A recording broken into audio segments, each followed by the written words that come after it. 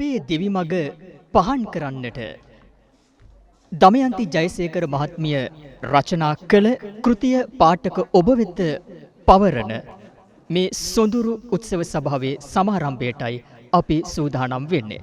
සම්භාවනීය ආරාධිත අමුත්තන් රැසක් සමග අපි සූදානම් මෙහි සමාරම්භය මෙසේ සනිටුහන් කරන්නට.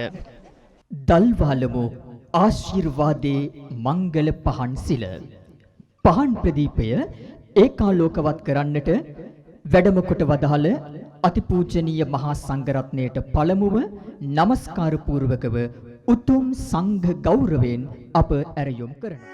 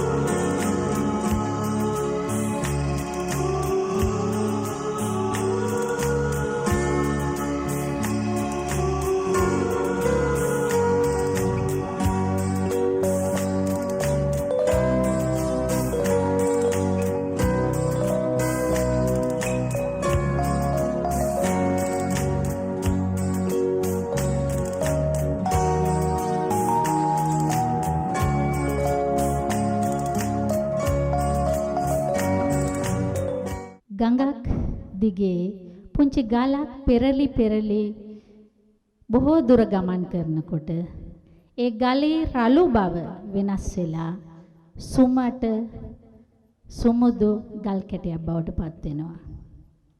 මම හිතන්නේ අපේ ජීවිත ගමනත් පුංචියට පටන් අරන් නොයෙක් දහසක් බාධක මැද්දේ ගඟක් දිගේ පෙරලි යන ගලක් වගේ පුංචි ගල් කැටයක් වගේ ජීවිතේ හුඟක් වෙනස්කම් එක්ක හුඟක් පරිසරවලට අපි ගිහිල්ලා හුඟක් අත්දැකීම් ලැබෙනකොට අපේ ජීවිත ගමන හුඟක් වෙනස් වෙනවා. අපේ ජීවිතයේ තියෙන රළු පරළු තැන් සුමට වෙනවා. ඉතින් ජීවිතේ සෑහෙන වර්ෂ ගානක් ගත වෙනකොට මේ පොතක් ලියුනේ කොහොමද කියලා මම දන්නේ නැහැ. හැබැයි මේක ආරම්භ වෙන්නේ 2005 වර්ෂයේ පමණ. හැබැයි මේ පොත මම ගණිත ගුරුවරියක් විදිහට තමයි අධ්‍යාපන ගුරු ජීවිතේ පටන් ගන්නෙ. භෞතික විද්‍යා ගුරුවරියක් ලෙස දීර්ඝ කාලයක් සේවය කරනවා කුරුණෑගල ශුද්ධ පවුලේ බාලිකා මහාවිද්‍යාලයේ. ඒ වගේම 2012 වර්ෂයේ සිට විදුහල්පති සේවයේ කටයුතු කරනවා නියෝජ්‍ය විදුහල්පතිවරයෙක් ලෙස. හැබැයි මේ පොතේ මම ලියලා තියෙන්නේ විදුහල්පති කතන්දර නෙමෙයි. ගුරු ජීවිතේ දරුවන් එක්ක එකතු වුණු කතන්දර සහ දරුවන්ගේ ජීවිතය ඒ වගේම අලුතෙන් නවක ශාස්ත්‍රයට ඉදිරිපත් වෙන ගුරු බවතුන්ට යාළගේ අත්දැකීම් ගොඩනගා ගන්නට දරුවන් එක්ක කොහොමද ආත්මීය සංවාදයක යෙදෙන්නේ කියන අදහස තමයි. ඒ කියන්නේ කෙටියෙන්ම කිව්වොත් මේ පොතේ ලියවිලා තියෙන ජීවිතය ගැන. එය විසින් රචිත නවතම කෘතියයි දැන් පාඨක ඔබ වෙත මේ ගෞරවනීය සභාවේ මේ ආශිර්වාදාත්මක සභාවේ පිළිගැන්වීම සිදු කරන්නේ. පළමුව අතිපූජනීය මහා සංඝරත්නයට එම කෘතිය පිළිගැන්වීම සිදු වෙනවා. ඉන් අනතුරුව ගරු ජෝර්ජ් මොන්ටිපියතුමන් වෙත එම කෘතිය පිළිගැන්වීම සිදු කරනවා. ඉන් අනතුරුවයි සංකේතාත්මකව එම කෘතිය පැමිණි ගෞරවනීය සභාව වෙත පිළිගැන්වීම සිදු කරනු ලබන්නේ. ඔබතුමී කරලා තියෙන්නේ වටිනා දෙයක්. අපි කියනවා පහනින් පහනක් දැල්වනවා කියලා. අධ්‍යාපන ක්ෂේත්‍රයේ කාලයක් නිරත වෙලා විවිධ වයස් මට්ටම් වල ළමයින්ට උගන්වලා ඒ ඉගැන්වීමත් එක්ක තමන් ළමා ලෝකය දැකපු හැටි අධ්‍යාපන ක්ෂේත්‍රයේ තමා දකින අඩුපාඩුකම් ඒ වගේම ළමයින්ට ආදර්ශයට ගත යුතු චරිත මේ සියල්ලම ඇතුළත් කරලා තමයි මේ පොත නිර්මාණය වෙලා තියෙන්නේ. ඉතින් හුඟ දෙනෙක්ගේ අතට පොතපත් වන්නේ අද. ඊට පස්සේ තමයි කියවන්නේ. මීට කලින් නැහැ. ඒ මම පළවෙනිම ඉල්ලා සිටිනවා පොතක් අරන් කියවන්න. විදුලි මිනි පහන් දැවි බොළඳ කීසිනාරැලි ලංකාර අඳුරේ සිරවි සඳ සාදයේ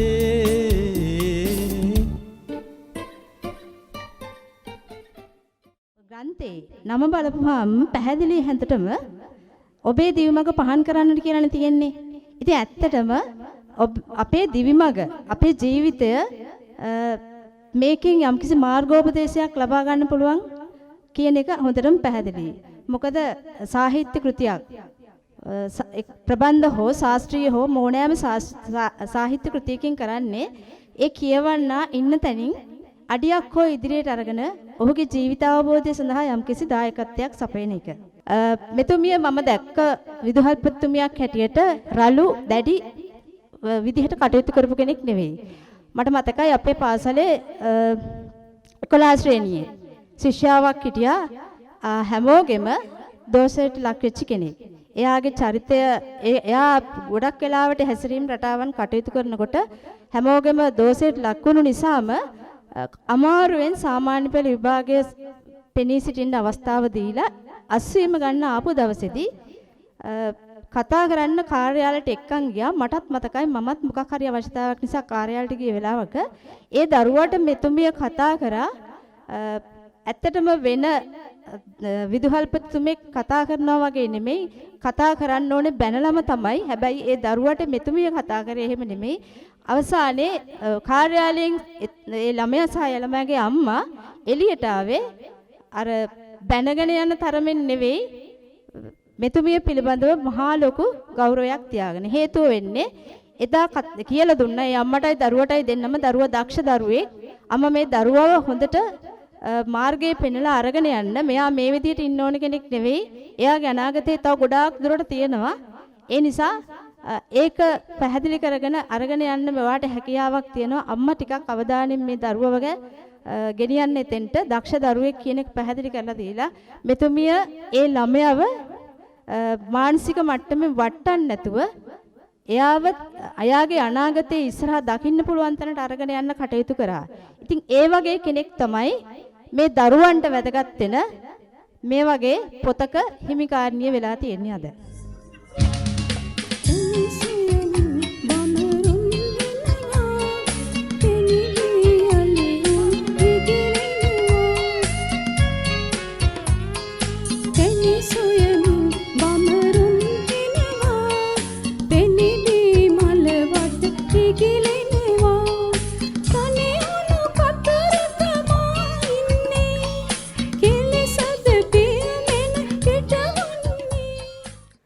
ඔබ මේ පොත ඇතුලේ ලියලා තිබුණා.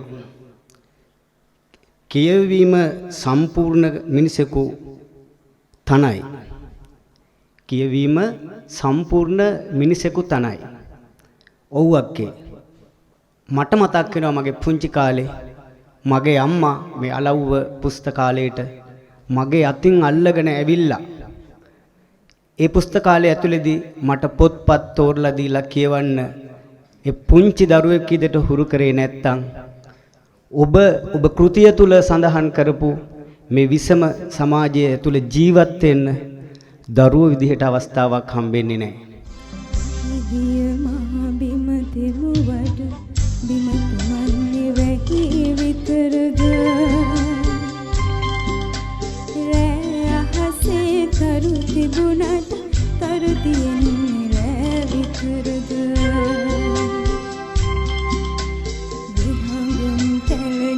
ගැයුවට යන්නේ උන් විතරද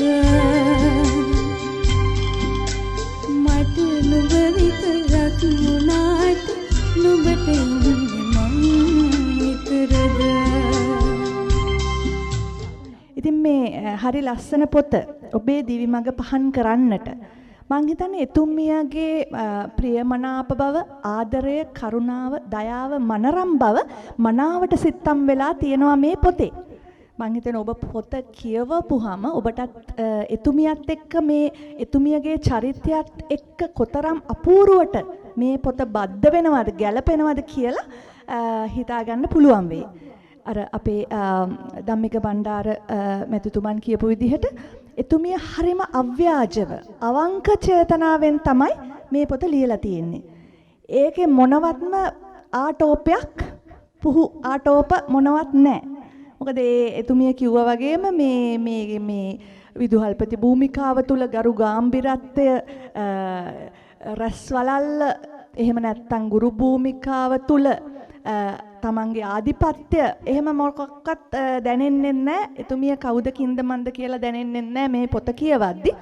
හැබැයි සැබවින්ම මානව හිතවාදියෙක් අපේ ඉදිරි පරම්පරාව යහපත් තැනකට ගෙනෙන්නට පරම පවිත්‍ර චේතනාවෙන් යුතුව මේ පොත නිර්මාණය කරලා තියෙනවා කියලා මට මේක කියවද්දි හැඟුණා. විශේෂයෙන්ම මේක ඇත්තටම මෙතුමියත් කියනවා වගේ මේක පර්යේෂණාත්මක කෘතියක් කියලා අපිට හිතන්නට පුළුවන්. මොකද මේ අපි ඇත්තටම අපේ විදුහල්පති ගුරු මහත්මීන් ගොඩක් වෙලාවට අපි කියනවා ඇක්ෂන් රිසර්ච් කරන්න කියලා නේද? කාර්යමූල පර්යේෂණ කරන්න කියනවා. ඉතින් මං හිතන්නේ එතුමිය මේ පොතේ සටහන් එකතු කරද්දී එතුමිය දන්නේ නැතුව ඇති සමහරට මේක ඇක්ෂන් රිසර්ච් එකක් කියලා. සැබවින්ම මේක පර්යේෂණාත්මක කෘතියක් වෙලා තියෙනවා. මොකද එතුමිය මේ එකතු කරලා තියෙන්නේ එතුමියගේ ඒ ඇක්ෂන් රිසර්ච් එක තුළ එතුමියගේ ප්‍රත්‍යාවේක්ෂණ සටහන් රිෆ්ලෙක්ටිව් ජර්නල් එකක්. ඒ රිෆ්ලෙක්ටිව් ජර්නල් එකේ පුංචි කොටස් අරගෙන හරි ලස්සනට මේ ලෝකේ හිටපු පුද්ගලයෝ කාඩ්බෝඩ් චරිත නෙවෙයි නේද? සුපර්මෑන් එහෙම නෙවෙයි, ස්පයිඩර්මෑන් එහෙම නෙවෙයි.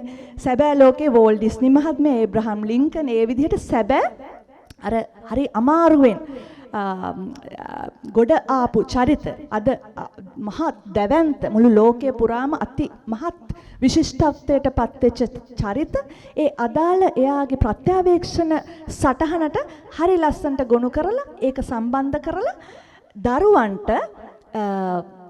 ඉතාමත් වටිනා පණිවිඩයක් ඒ හැම පරිච්ඡේද හැම කෙටි ඡේදයකින්ම ඒ කියන්නේ කෙටි කොටසකින්ම එතුමිය ලබා දෙන්නට උත්සාහ අරගෙන තියෙනවා. මොකද හැම වෙලෙම දැන් එතුමිය මේ දරුවන්ට ආමන්ත්‍රණය කරන්නේ නිකම්ම උපදෙස් මේක මේ දැන් නැත්තම් අපි මේක පොතක් කියන්නේ නැහැ උපදෙස් සංග්‍රහයක් වගේ නේද මෙහෙම කරන්න කියලා එතුමිය එහෙම කියලා නැහැ. එතකොට කියවන කෙනාටත් ඒක නීරසයි ළමයි එපා කිව්වොත් ඒකම තමයි කරන්නේ නේද? අපි සාමාන්‍යයෙන් එහෙමනේ නේද? මේ අපි කොහොම හරි මේ කියන දේ නේ අනිත් පැත්ත කරන්නේ. නමුත් මෙතුමිය හරි ලස්සනට ඒ කතන්දර එකතු කරලා තියෙනවා. ඒක රාශී කරලා තියෙනවා, ගොනුගත කරලා තියෙනවා. මනාව ඒ අවස්ථාවට සම්බන්ධ කරලා තියෙනවා. ඒක අති විශිෂ්ට ලේඛන හැකියාවක්. සමහර වෙලාවට මේ ගුරුවරුන්ටත් ලොකු මේ පොඩි හින්ට්ස් වගේ දෙනවද මන්ද? එතුමිය කියනවා මේ එතුමිය මේ අර ඉස්කෝලේට ගිහිල්ලා මේ මුලින්ම මේ එයාගේ දුව මං හිතන්නේ මේ දුව වෙන්න ඕනේ හම්බෙලා ඉස්කෝලේට යද්දි ටයිම් ටේබල් එකක් දුන්නේ නැහැ. ඉතින් මට තරහ ගියා එහෙම අරවා මේවා නැහැ. නේද? දැන් ගුරුවරු ඉස්කෝලේට ගියපුවම ප්‍රින්සිපල් මට දෙන්න ඕනේ මගේ විෂය ෆිසික්ස් නේද?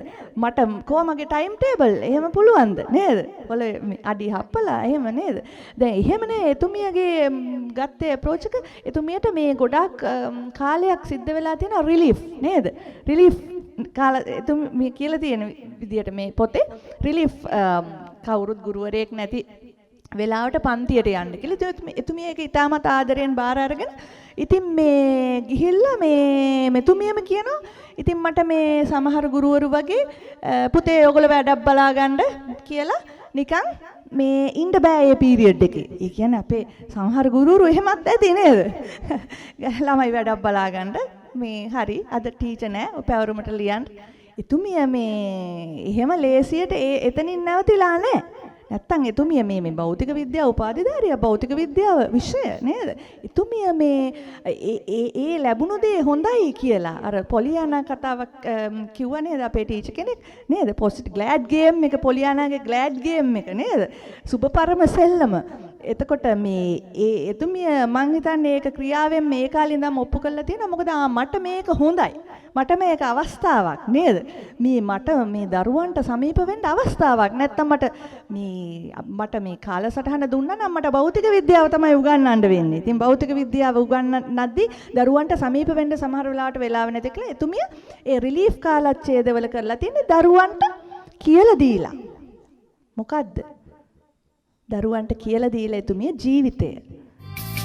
අන්තානට පායන සඳ ලස්සනයිද කියන්න මානොදකින් ඒ පුරහඳ ඔබට හැකිය දකින්න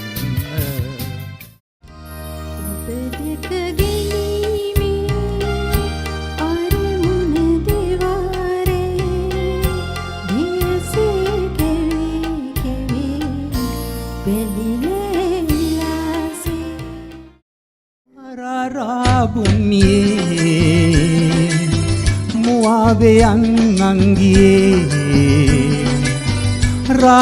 රාබුම්මියේ මුවාවෙයන් නංගියේ මේ කටයුත්ත නැවතත් පැමිණි සියලු දෙනාට බෙහෙවින් ස්තුතියි කියලා මම නෝදා බොස්. එසේනම් අපට සමුගන්නට අවසරයි.